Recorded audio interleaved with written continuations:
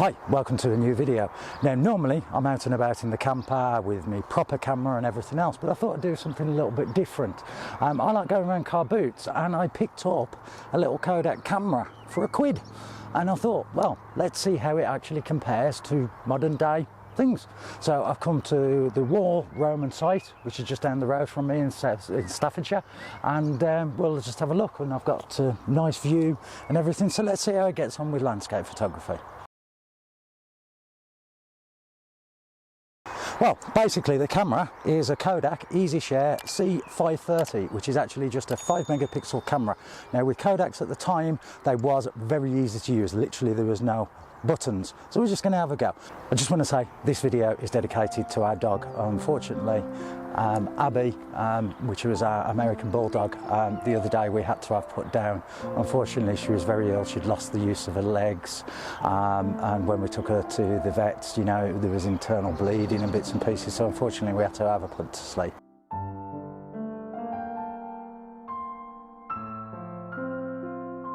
But, you know, let's get on anyway. So, yeah, all I'm going to do is just take a picture, just like normal people would do, and just see how it compares. I'm not going to be able to tell because this screen is basically a piece of crap. So, I'm not going to know until basically I get back home. So, I would just take a quick snapshot because, like I say, you've got no settings whatsoever. Right, I've just got to interrupt there because I did say that you don't have any control over your images, which you actually do, only slightly. You've got exposure compensation and you can go up and down 1 or 2 stops. You can control the megapixel count, which, you know, just to allow you more pictures on the SD card really. And also you do have a colour mode, which you've got normal colour, you've got sepia, and you've got black and white. And you do also have a self-timer mode as well. So yeah, you do have slight controls, and then as you can see from these, and then you've got your menu and your dials and everything to control all of that as well, and then you've got your review button to see your picture.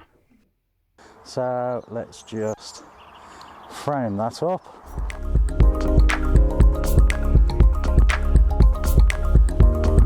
Yeah, so let's get on to the War Roman site. It's just by the side of me. I'm walking down the Heritage Walk, so it's, you know, it's a nice day, so we'll just have a wander around as well.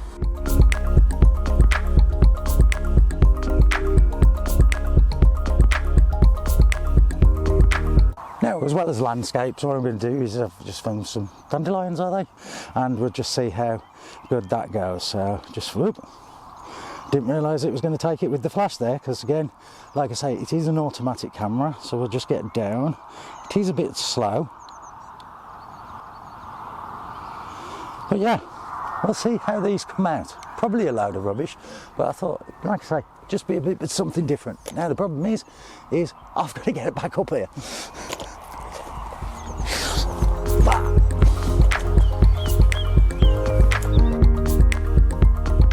Now, as you can see just up there, you've got the church as well. Now normally I would take pictures like this because you've got the hedgerow leading up to it and everything else. Again, with this little camera, it is fixed focus, so you've got no real control even over aperture, nothing. Yeah, so we'll just see if we can get anything anyway. So turn it on.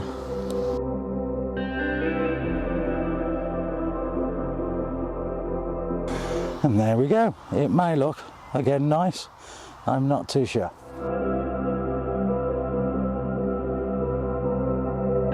Right, now from the church grounds, sorry if you're hearing a bit of background noise. From the church grounds you get a lovely view over the actual War Roman site, as you can just probably about see behind me. So again, we'll get this little camera out. It's on auto mode. So we'll take one picture.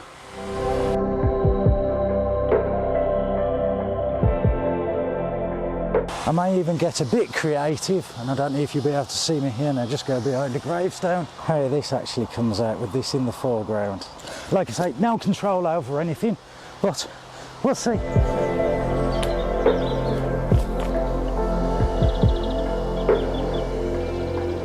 Right, now we've got the road here, and you've got the canopy over the trees, and you've got the nice shadows there, and it just makes a nice thing. So, and all you do is, like I say, just press the button, and then there we go.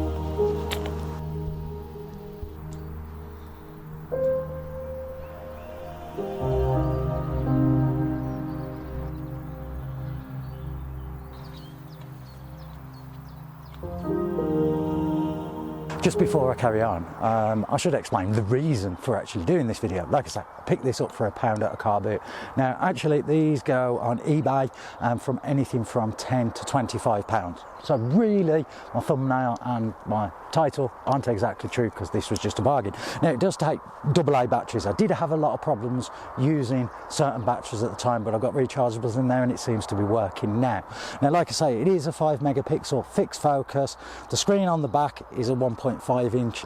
It's hard to see in bright sunshine, but like I say, at the time, Kodak's, this was released in 2006, so it's what, 17 years old.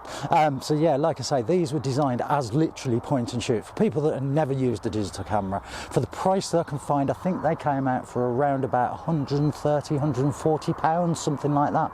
The one advantage with them is you've got a connector, let's try and bring that closer, on the bottom, which basically connects to a photo dock where you could just print your pictures. So again, it was for ease of use. You know, it wasn't for anybody that really was into photography and stuff like that. So like I say, the idea is really how it holds up today.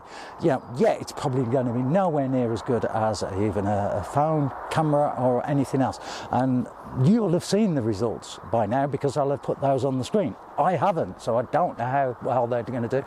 It does just shoot in JPEG. Now, yes, there is a movie mode, but that's going to be pointless because it's, I think, 320 by 240. It's 4 by 3, you know, and it's 240 resolution. I mean, I'm recording in 4K here, which is 2160. So that gives you an indication of the size. And I don't think it's got sound because when I recorded, it hasn't. It's got some inbuilt memory, but I've got a 128 megabyte, not gigabyte, 128 megabyte in there, and I can take about 130 pictures on it.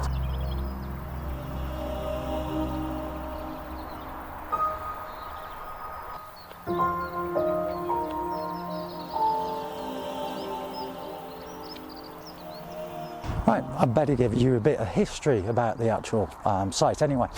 Basically, this is on the A5, which is Watling, well, it's the old Watling Street. It used to lead from London into Wales, and this actual site dates back to around about 50 AD.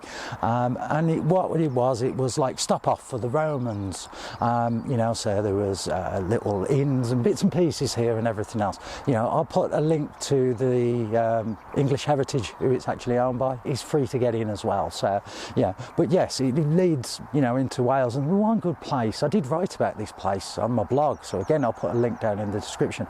But it leads on to Wroxeter Roman village, which is, you know, towards Telford way, and that is a lovely place to visit if you're actually in the area. And I'll explain about that. I may go and visit there in the future.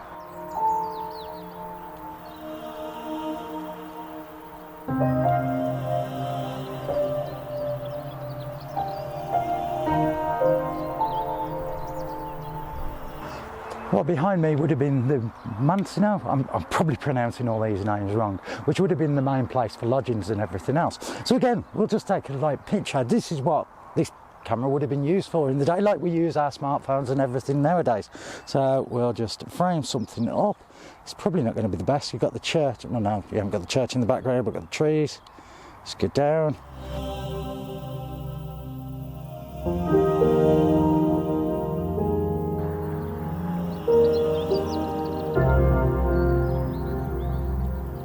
Right, I mean, behind me here would be the courtyard. So, you know, what does it say? In the reconstruction of the Mansino is shown with an open central courtyard and the atrium, and that would have been above here. Again, let's get this out and let's take a picture. The only thing is it's got an auto shut off, and I don't know how, so we'll get one there.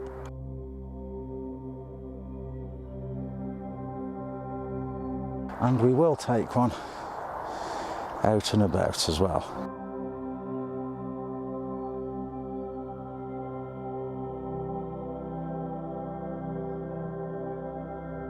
I mean, as you can see the whole site now. I mean, like I say, there's not that much left, but it is like a hidden gem because not that many people know about it, because it is right off the A5, which, you know, is a 60, 70 mile an hour road. So, you know, it's just tucked away, and, you know, not many people know. So, you know, if you're in the area and that, it's basically between, if you know this area, Muckley Corner and like the Shenstone Islands along the A5. So yeah, it's worth a little visit. And I mean, on a day like this, it's nice to just come and just sit, relax, or whatever you want. So again, back onto this little camera. So, you know, again, typical tourist shot. more than anything. Well, actually, what I'm going to do now, don't know if this is going to work, I'm going to try and do a panoramic. Now, I've got no way of seeing the screen properly, so I've got no way of leveling, and yes, I could use a tripod, but not worth it. So we'll take 1,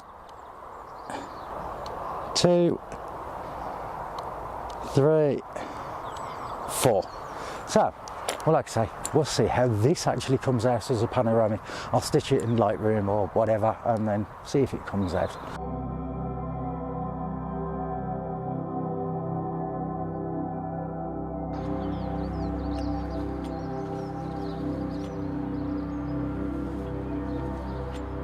Well, let's get down here. Now, the one thing I like personally for photography is like close-up stuff and macro and everything else, and you've just got this growing out of the wall here, so I'll see if I can focus on it. Again, I'm going to take a few shots and we'll see how they come out, because again, I cannot see, but I think that's in frame.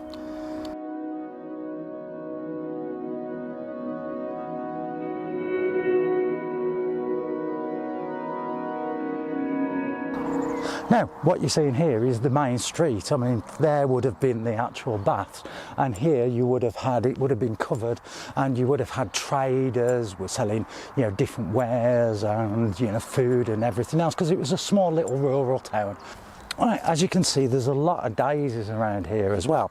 So we'll give that a try. I'm going to do a few up close and then just a few around. So see how much difference it gets between the greens, the whites and the yellows. It's probably not going to produce that much, but it's worth a try. Let's turn it on there. We've got a nice little cluster there. It does take a while. But again, we're so used to, you know, phones and cameras that have got fast processors and everything else in. So, you know, this isn't the fastest. And I mean, to be honest as well, this was pretty slated in any reviews that I've seen from the time, because it's hard to find reviews of this, you know, from that time. But yeah, I mean, again, for the price, it probably wasn't too bad. So just another one right up close. I know this is not going to be macro, but let's see.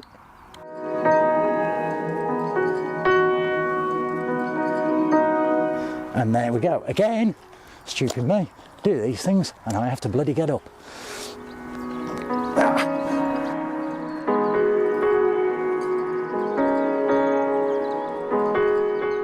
I mean, behind me here would have been the actual changing rooms for the baths, because like I said, the baths are just to the side of me here. So again, I'm just going to take one more here and I think we'll call it a day for this. So just get that out again, do that, press. Now I will take a video. Now you have got, put that towards the camera, on the top you've got your little slider which has got your movie mode, auto, off, and then to show you pictures. Let's have a go at a movie anyway. So we'll just switch it to movie mode and we'll go around. The little light on it is flashing to say that it's recording. So we'll just do a little panoramic around and there we go.